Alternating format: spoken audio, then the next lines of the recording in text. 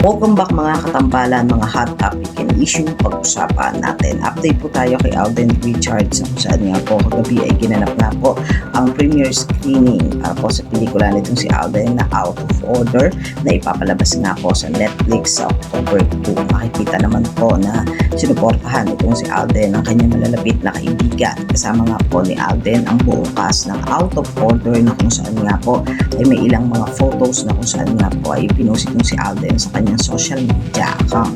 Makikita rin na napakagwapo nitong si Alden na magpa-picture nga po kagabi at makikita nga po doon na talaga namang dinumog at sinuportahan po si Alden ng kanyang mga fans at ng mga kaibigan nito.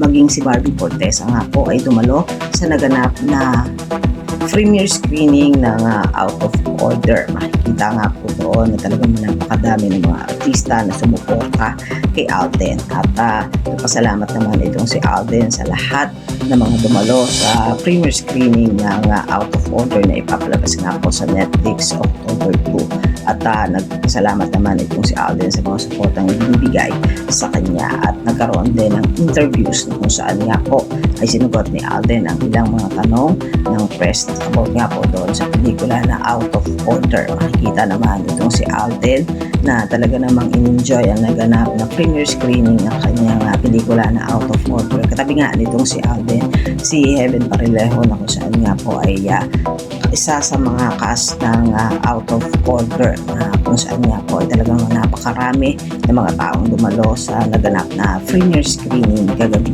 Po yung mga update natin ngayon kay Alden. Kayo mga katambalan, ano ang masasabi nyo? Mag-comment lang sa comment section at pag-usapan natin.